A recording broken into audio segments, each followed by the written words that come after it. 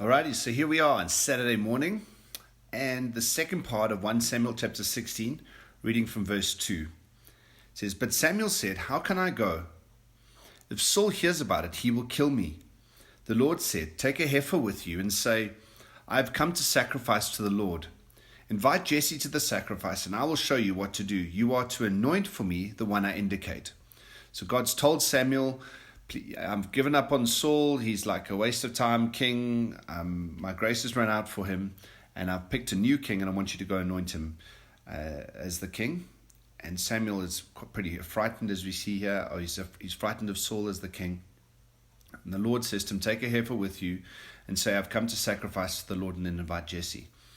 So this is a reminder from God to Samuel about the big picture.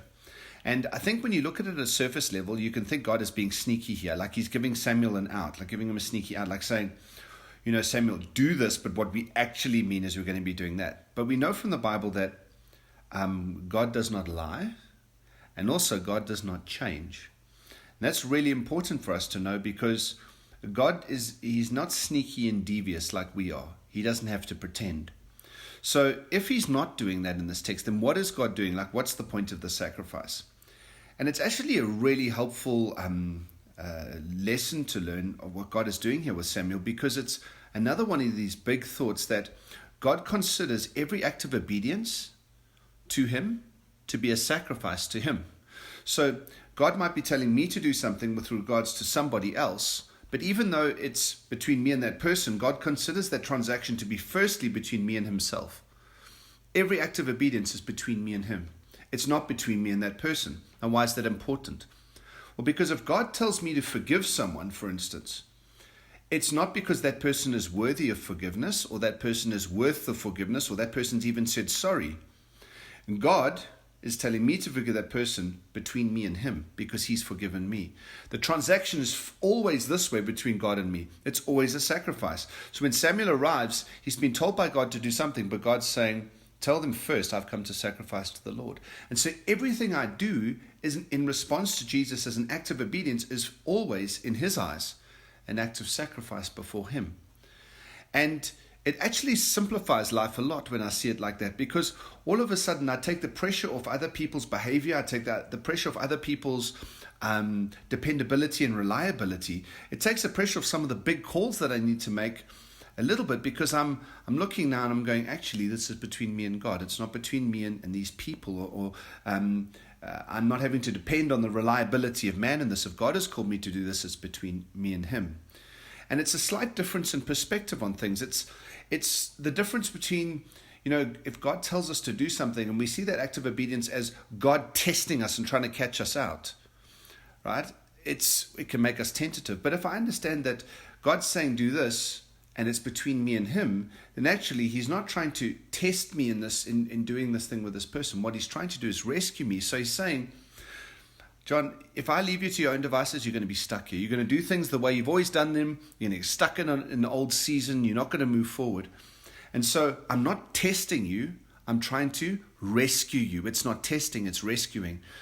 And so because it's between me and him, he wants to see something change inside of me. And so often I don't realize that God is as committed to working in me as he is working through me. I often think my acts of obedience are God working through me in the life of someone else.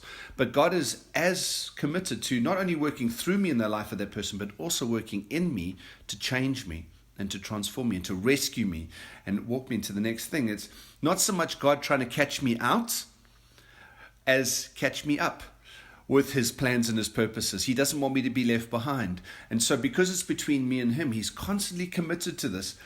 I've often said that where Jesus promises us that he'll never leave us nor forsake us, it's not so much a promise, so much as a threat, that he's promised us he's not going to leave us nor forsake us. And it's that thing. He's not trying to catch us out by asking us to do and by giving us these steps of obedience. What he's trying to do is catch us up for his plans, because he's wanting to work something inside of us. When I understand, God, that these acts of obedience are between you and me, then I understand that my hope, Lord, is in you, not in others. And it gives me this quiet confidence to be able to live out my life and not live with all those expectations on others. And so maybe for this morning, as a bit of a devotional, maybe to take some time in prayer and ask God and say, Lord, what areas in my life do I need to, when you are asking me to do something where there's an act of obedience required, have I realized that actually what I need to say here in this moment is the same as Samuel? I have come to sacrifice to the Lord. It could be being generous with someone. It could be sending some encouragement to someone. It could be helping someone. It could be just working on something personally in your own life that God is, stirring you up in. It could also be in the area of worship. We sent out that song list, and maybe for some of us it's been a bit weird, like I've mentioned the other day, like lying on the floor, maybe soaking, just receiving from God. And it just feels weird. It doesn't really feel like me. Maybe to be able to step out of the boat a little bit. And Lord, I'm going to take some time to worship you and tell you that you're worthy. I want to tell you words that I want to tell you that I appreciate you. I want to thank you for everything you've done. And I step out the boat, but even though it feels a bit weird for me to do that, I've come to sacrifice to the Lord. Lord, it's between me and you. And so hopefully that's helpful for you today. Just bringing it in. Lord, this moment is between you and me.